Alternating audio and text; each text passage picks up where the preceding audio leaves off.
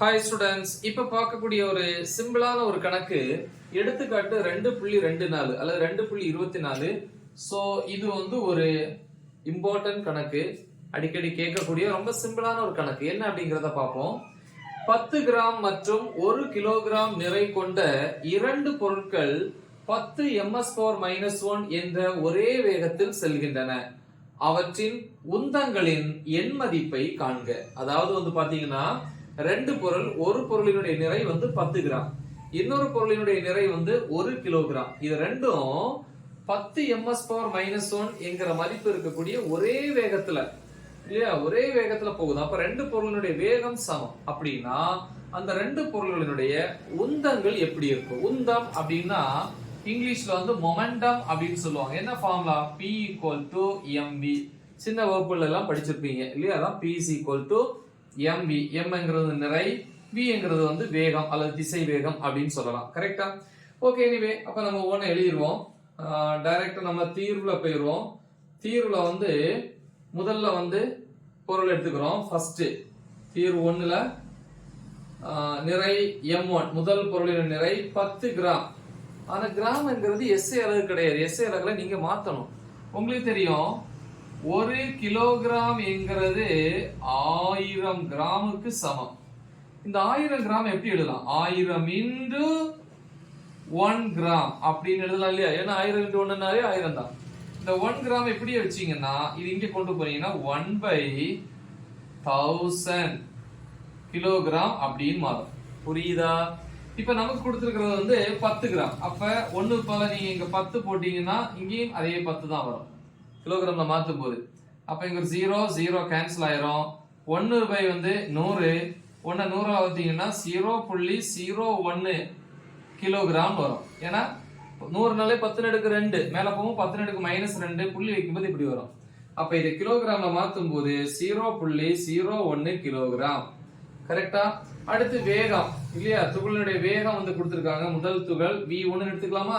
10 ms/-1.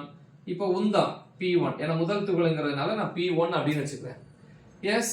So அப்ப இதுல இருந்து p1 = பொதுவான ஃபார்முலா P = mv. அப்ப p1 இருந்தா 1 1 போட்டுக்கலாம் இல்லையா?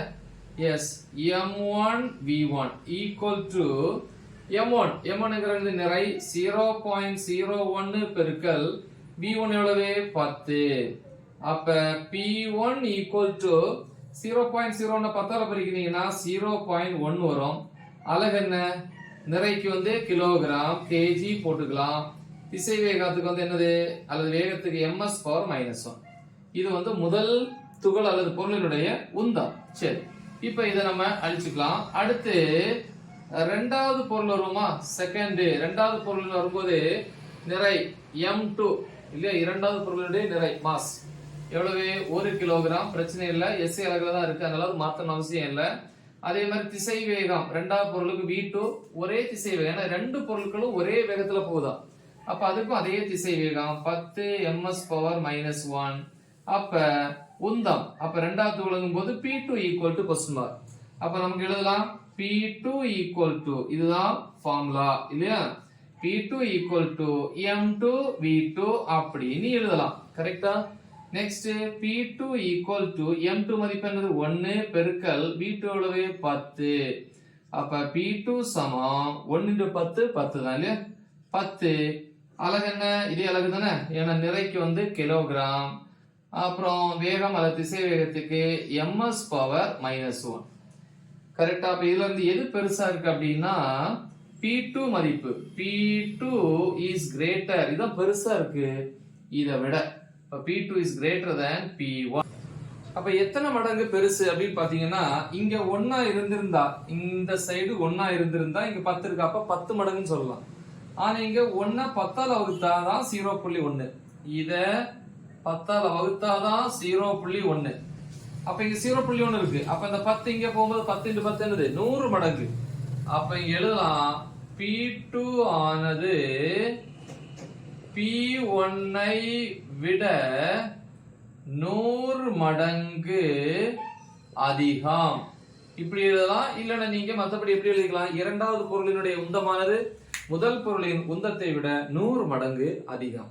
அப்ப வேகம் ஒரே மாதிரி இருந்தாலும் அதனுடைய உந்தங்கள்ல வந்து மாற்றம் இருக்கு. ரைட்? ஸோ முக்கியமான ஒரு கணக்கு நல்ல தெளிவா பிராக்டிஸ் பண்ணுங்க. மறக்காம இது உங்க ஃப்ரெண்ட்ஸுக்கு ஷேர் பண்ணுங்க. All the best.